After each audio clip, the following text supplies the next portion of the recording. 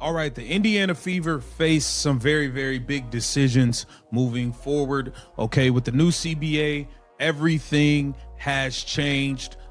There's a lot at stake with every single move. One bad signing can alter your roster completely in terms of the supporting cast you are able to get around your stars like Caitlin Clark and Aaliyah Boston.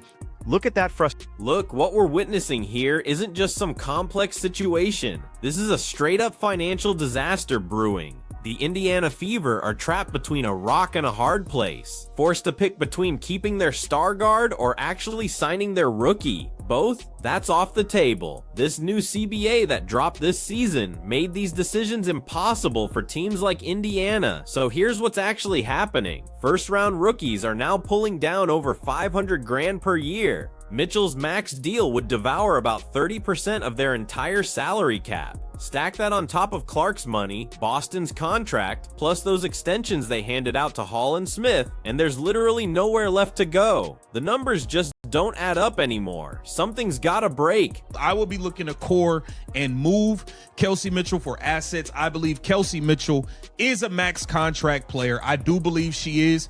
I believe she can get a long-term max deal elsewhere. I don't believe the Indiana Fever should be the ones giving it to her, but she is too great of a player, too great of an asset to get nothing back in return. That is bad business. That would be a bad front office move. You don't let a star walk out of your door for nothing. You make sure you get some. Now, when he mentions that core designation, we're talking about the ultimate power move here. It's basically slapping a franchise tag on a player for one season at maximum salary, giving you serious leverage when trade talks start heating up. And this is exactly why it matters for Indiana right now. Mitchell's got 6 years under her belt, which means the new CBA rules let them core her until 2027. The league specifically pushed that timeline back for players exactly like her, so Indiana's staring down a choice. Let her walk in free agency and watch her leave for nothing, or core her and flip her for real assets. Draft picks, young talent, salary cap relief. Because if they just let her walk, they're losing a 20-point-per-game scorer for absolutely zero return. That's not just bad business, that's organizational suicide in professional sports. Because the rookie salaries for first round draft picks is going up so much and absorbing much more of the cap with the pay raise, you're in a situation where, hey, if I'm drafting 8th, 9th, 10th, and I'm not getting an impact rookie, is it worth it? Is it worth me not having a certain veteran level player that can help me win versus me having a rookie? Now, I still think rookie contracts, rookie deals, you want as many talented young players as you can, even though this gets really messy really fast. Bleacher Report's mock has Latson dropping all the way to Indiana at number 10. She was putting up 20 per game at Florida State before she transferred to South Carolina, where somehow her draft stock just tanked. Staley's system completely buries guards because everything runs through the post and defense, so Latson's scoring numbers just disappeared. But here's the thing, the talent didn't go anywhere. So now you've got this choice staring you in the face. Do you want Latson locked up for 4 years at $500K annually? Or Mitchell for 1 year at over $4 million? Because with how the cap works now, there's no universe where you can afford both players. And if you go with Mitchell, you're paying premium money for someone who's gone next summer regardless. That's the box Indiana's trapped themselves in. As it says here that the Indiana Fever could take Taniyah Latson with the number 10 pick. I think that would be a really good pick. She's very similar to Kelsey Mitchell, smaller, undersized, scoring 2-guard. Okay, Taniyah Latson was a top 5 pick prior. She probably was a top 3 pick, top 4 pick prior to this season starting. But, you know, South Carolina is a guard. Don Staley's a guard killer. I don't know why Taniyah Latson went there. He was averaging 28 a game at Florida State, and you left to go to play at South Carolina, and it plummets your draft stock some. Makes no sense. But would you rather take on a Taniyah Latson, okay, He's absolutely right about this overseas veteran angle. Under the old system, bringing over a European player on a minimum deal cost way more than just drafting a rookie. Now everything's flipped upside down. A veteran minimum runs about $150,000. A first rounder costs you $500,000. That's a $350,000 gap for the same roster spot. So teams like Indiana have to really think hard about whether that draft pick is actually worth the premium they're paying. If you're picking outside the top 5 and you're not getting someone who can contribute immediately, maybe you're better off trading that pick for future value and just signing a veteran who can help you win right now. That's math that literally didn't exist before this CBA hit. The whole financial structure just got turned inside out. If it means you can't keep Kelsey Mitchell.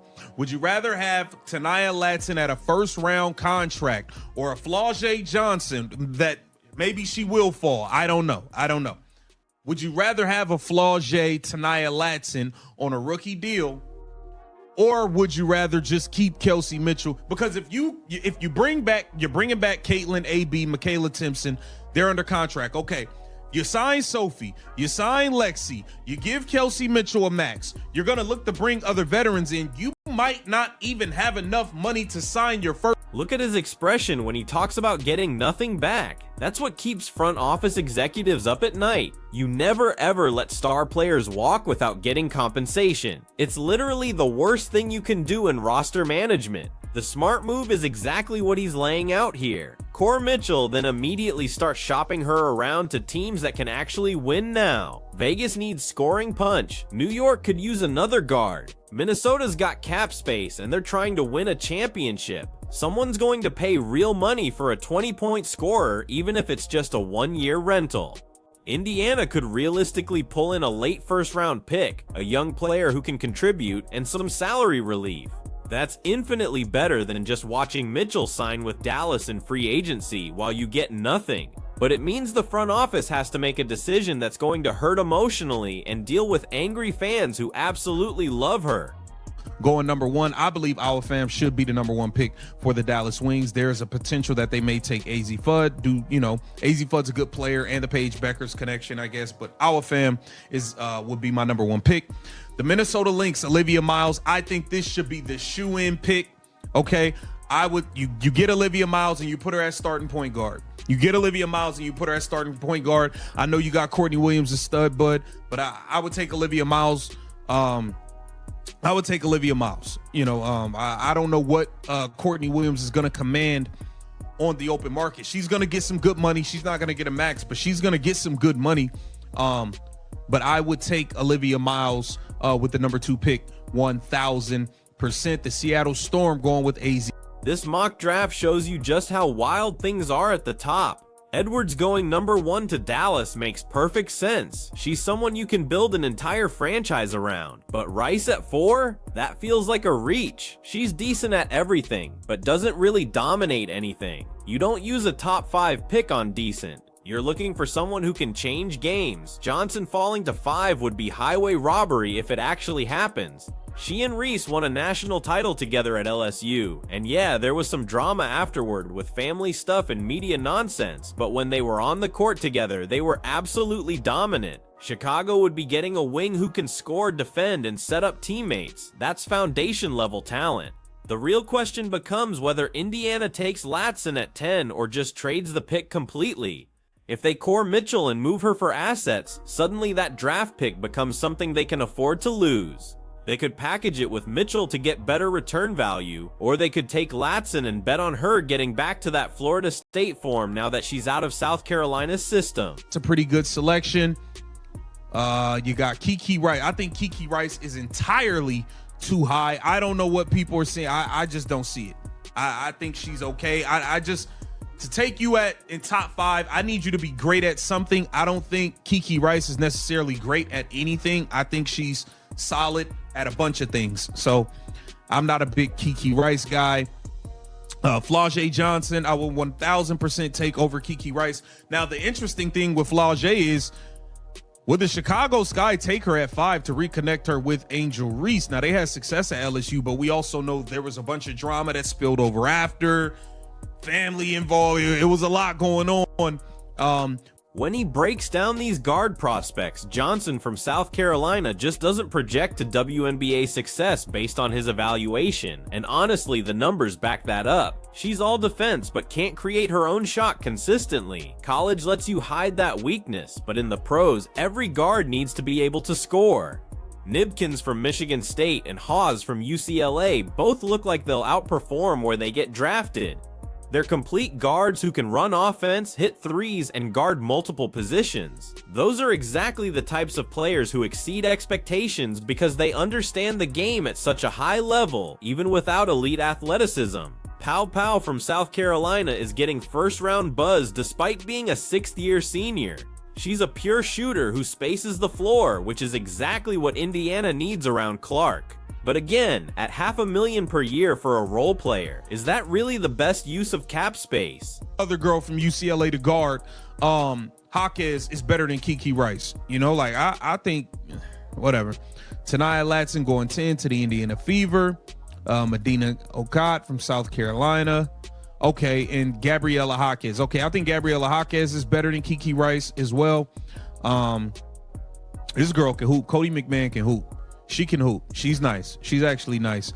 But yeah, there's going to be some options here. So that's my question to you. Should the Indiana Fever, move forward with their first round pick, or should they just keep Kelsey Mitchell for 1 year and get nothing for her in return? Get down in the comments and let me know what you. So here's what everything boils down to. The Indiana Fever are staring at a decision that's going to define the next 3 years of this franchise. Do they go for short-term continuity by keeping Mitchell for one more season, knowing full well she leaves next summer, or do they make the tougher choice, trade her now for assets, and put that money into younger players who actually fit the timeline with Clark and Boston? This new CBA forces exactly this kind of decision. The old salary structure let teams keep veterans and draft picks without having to choose. Now the financial reality is brutal. Rookie contracts are massive. Max contracts eat everything. Mid-tier veterans get squeezed out completely. Teams have to commit to either building through the draft or paying stars, but trying to do both is basically impossible. Indiana's situation is especially brutal because they already have two max-level players in Clark and Boston. Add Mitchell to that mix and there's almost nothing left for anyone else on the roster. You'd be running a big three with minimum contract players filling every single other spot. That's not sustainable roster construction in a league where depth actually matters. The smart basketball decision is trading Mitchell, core her to keep leverage, then move her to a contender for draft picks and young talent. That draft capital becomes critical because Indiana needs to keep adding talent around Clark and Boston without destroying their salary cap. Late first-round picks on rookie deals are cost-controlled assets that can develop into rotation players. But the emotional decision is running it back. Mitchell and Clark had real chemistry last season. The connection was legitimate. The scoring they provided together made Indiana one of the most exciting teams in the entire league. Fans absolutely love Mitchell. She stayed loyal to a franchise that struggled for years before Clark showed up. Walking away from that feels wrong, and that's where front offices prove their worth, making the unpopular decision that sets the franchise up for long-term success. The Fever can compete next year with Mitchell, maybe even win a playoff series, but the year after that she's gone anyway, and they're back where they started with no assets to show for it. Compare that to trading her now. You get a first-round pick, maybe a young wing or forward who can contribute right away. You free up cap space to sign a veteran 3-and-D player from overseas. You keep flexibility to make moves at the trade deadline. And most importantly, you keep building around Clark and Boston, who are both locked up for multiple years. The draft pick situation is just as complex. If Indiana keeps their pick and selects at 10, they're paying $500,000 for a player who might not even crack the rotation as a rookie. In a league where only 8 teams make playoffs and every roster spot is precious, can you really afford to develop a project player at that price? Or would you rather trade down, collect future picks, and use that money on a proven veteran? This is what the new CBA accidentally created. The league wanted to pay players more, which is absolutely the right goal, but the salary cap didn't grow proportionally with the rookie salary increases. So now teams are in impossible situations where keeping everyone means luxury tax territory, and most WNBA franchises aren't profitable enough to justify that spending. Indiana specifically got caught because they improved too quickly.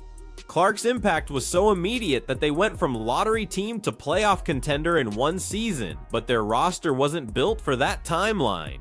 They have veterans on expiring deals who want max money, rookies on expensive contracts, and zero financial flexibility to balance everything.